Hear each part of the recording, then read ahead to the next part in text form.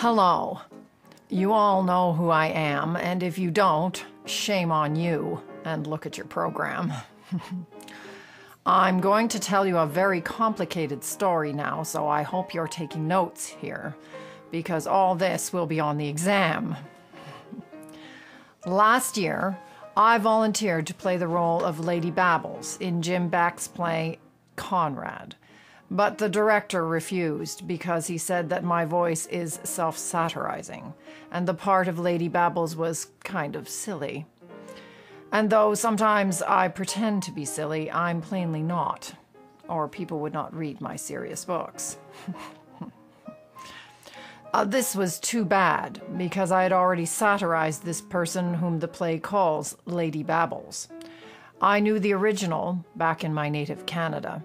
In my book, she's called Xenia, after the ancient Syrian goddess who trapped husbands and bit off their heads after refusing to have sex with them. Just kidding. Xenia was the chief character in my book Deadly Bridesmaid, which has sold 6 billion copies around the world in 160 languages, so you would think I was a natural for the role. But I just had to swallow my pride and creep back to my keyboard, rejected. Then I was offered the role of Meg O'Dowd, world-famous writer, in this book Putting on Conrad that we're about to hear. The author, Jim Bacque, has written his book as a satire about the problems that he and his producer had while trying to put on the play Conrad. The problems were caused by libel chill, emanating from a famously litigious character. He is a newspaper baron with a seat in the House of Lords, who is convicted of fraud and jailed in Florida. His name is, you guessed it, Conrad Lord Bilk of Cross Purposes. Well, that's enough about that. On with the show. Here is Jim Bacque reading from his new book, Putting on Conrad. Thank you, Meg. Here is the prologue of my new book entitled Putting on Conrad. Long, long ago.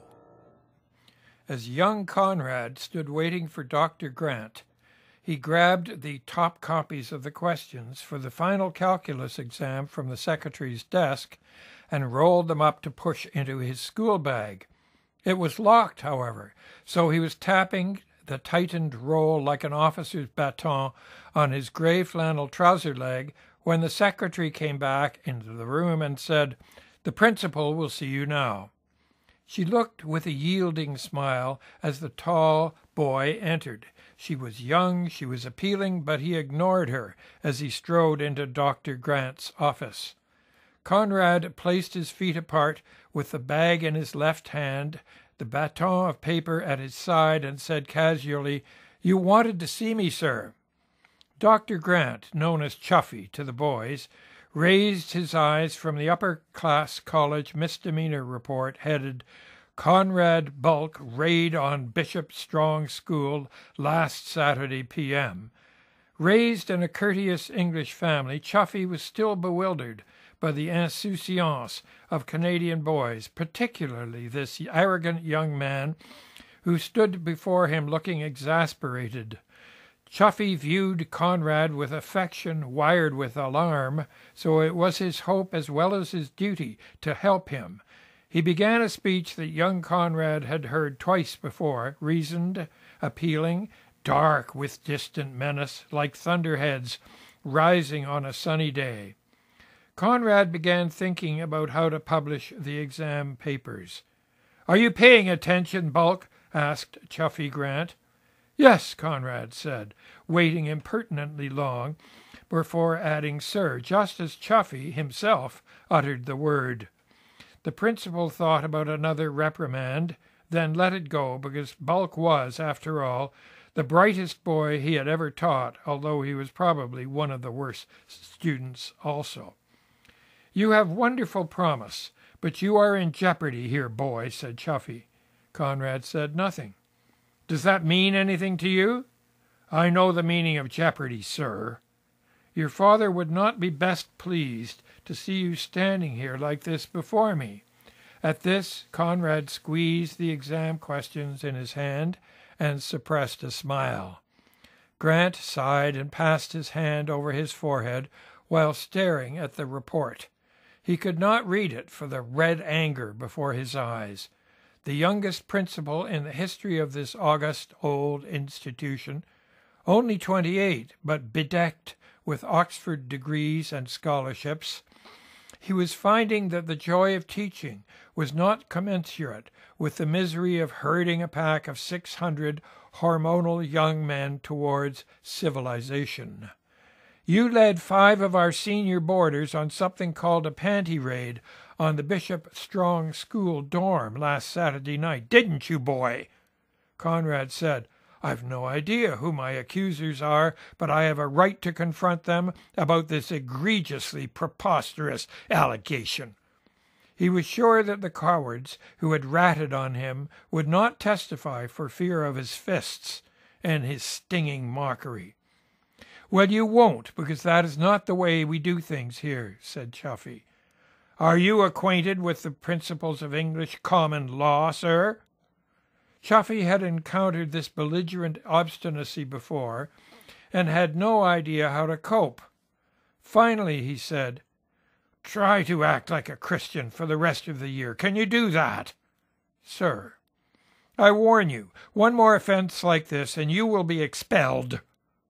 Thank you, sir, said Conrad, best pleased with the irony, and wondering if the principal noticed it.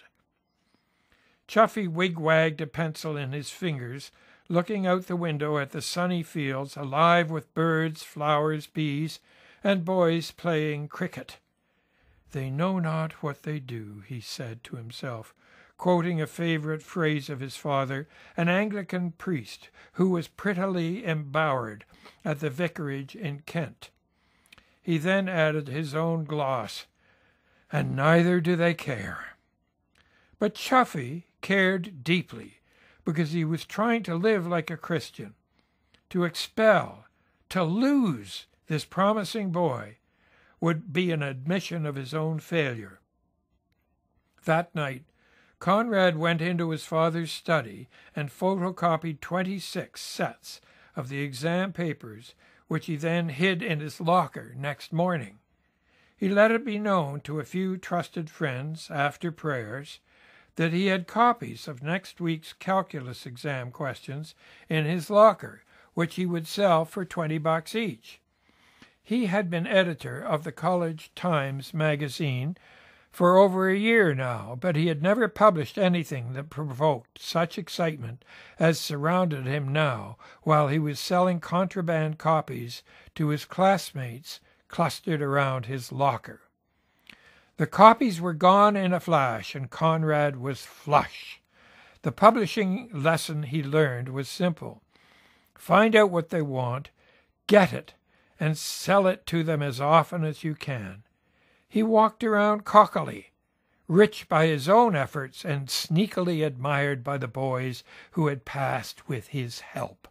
His success lasted several days until it was realized among the mathematics masters in the school that the exam had been aced by the dimmest boys who had consistently failed tests all year and couldn't tell you the distance between 2 milestones.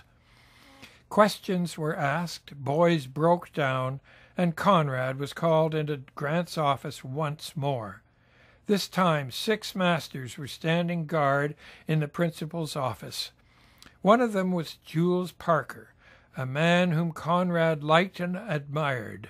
The others were joyless time servers, men awaiting release through death or retirement. The principal was in a measured rage as he informed Conrad that he was to be expelled and must be off the school grounds in half an hour. Conrad tried to meet Parker's eyes as the principal spoke, but his friend's face was averted.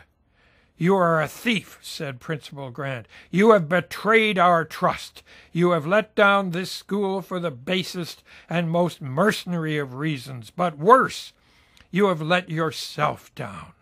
The school will recover, but you will not.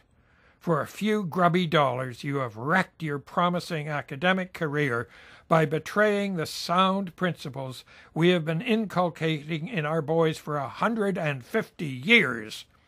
And as you know, the boys who graduate from this school grow into the men who administer this great country, and they will never admit you to their company again. You will never be allowed into a little Big Four school again. The finest clubs of this country will be barred to you. The young women of this city will shun you. No board on Bay Street will ever give you a seat. And all because you have shown them that you have the morals of a common criminal and can never succeed in any enterprise which requires the trust of others. Get out of here!